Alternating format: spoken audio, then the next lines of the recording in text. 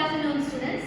So as part of our unit 1, here the students are going to present as a case study video on the topic of web application and MERN Stack.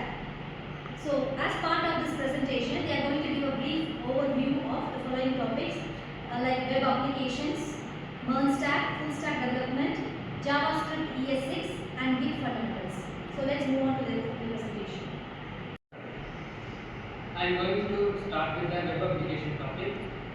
First of all, let us discuss about what is web architecture. Web architecture is defines as how the web applications are connected with each other and how they are structured to form the web applications. For this action, there are three parts are involved in the web architecture.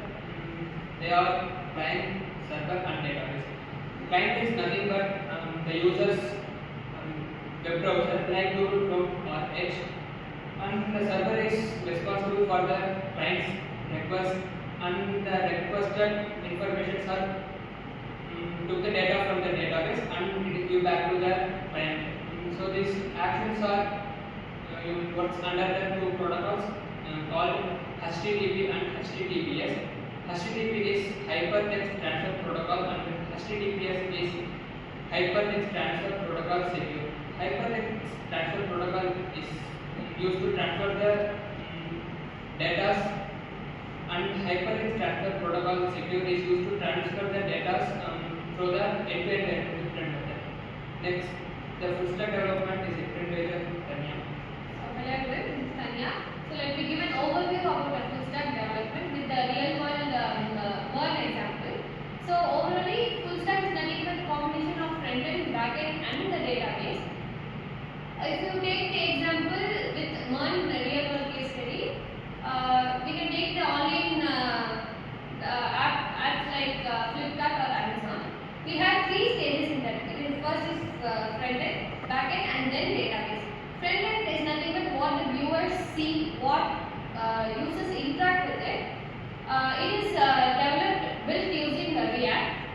It is mainly how the users, if you take any apps like Flipkart or Amazon, nothing but we are viewing the product, we are just adding it to the cart, or making the payment is called, it comes in the front end, and then coming to the back end is built using Node.js or Express. In this, it acts behind the scene. The users can't see front of the screen. It is just running behind the scene. It handles something like payment processing or fetching the product information. And then last stage is coming to the database. Database here it is built using the MongoDB. MongoDB. Here what MongoDB or this database do is it stores the user's information or the payment orders. In what is the connection between these three is the front end gives request to the back end. Like if I order a product, it gives, or like if I view or just add it to the cart, it gives request to the back end. So the back end makes the process and places the order. Then it goes to the database. Database there my product details and my personal details, my delivery order, everything will be stored. And then again back it comes to the front end, and finally that the payment is successful or your order is placed successful will display. This is the overview of the full stack development. So next I will come forward to explain about MERN Stack, which is not too much different from full stack. So MERN Stack stands for MongoDB, Express, React and Node.js. So all of these are the same components as front-end, back-end and the database. Here the MongoDB stands for the database, which is a non-SQL based one. And then Express is used to support Node.js here at the backend, and React is used for the front end as a library, and then Node serves as the service network. So this is how the MERN supports a website from front end to back end and through the service network. So also the next I will be telling about JavaScript ES6 plus features where let and const are used for data variables, and then arrow features are used for like consistent codes, and then rest for data handling, and also structuring for easy extraction. All of these features help it more flexible and easy for us to do all the functions. I'll hand it over to Dr. So I'm Amrita. I'm here to share about the JavaScript models.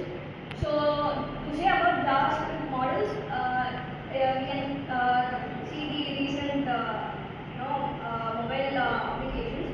In that the whole application will be divided into small codes, which are called modules. And MERN Stack especially uses the JavaScript models for better scalability and mainly for the code reusability. So Java's, as I said, one of the JavaScript ES6 features is to import and export the code between the files. So there are three main functions for MERN Stack to use the JavaScript models. First is code reusability. So we can easily reuse the code if you want. This reduces the redundancy. And second is maintainability. We can easily debug the code as we are segregated the codes into its models. Third is scalability. Scalability is nothing but important function is scalability. And if we see why we use, if we see a modern web application, MERN Stack uses JavaScript models, especially in front-end. It's used components in React, and in backend we use controls, services, and routes. And database uses models separately so that we can easily debug and maintain. So for example, in online shopping application, one module manages user authentication and then another module uses products and then another module manages orders. So I like to share the topic about asynchronous JavaScript. So I like to share with an example. In YouTube, we will see the videos when we get into data error or network error. The video only get stopped, but the application remains the same and they used to work correctly. And this is the example for asynchronous JavaScript. Even if one event or one function is holded by something error or network error, the other function will remains working. Initially, callbacks were used for this, but callbacks use meaningless conditions, which made the code complexity. Then they found new method promises to handle these situations. So asynchronous became more easy to handle these kind of situations by success and failure representations. Then in modern times, they are using await and async options to clearly solve these problems while live streaming or using websites or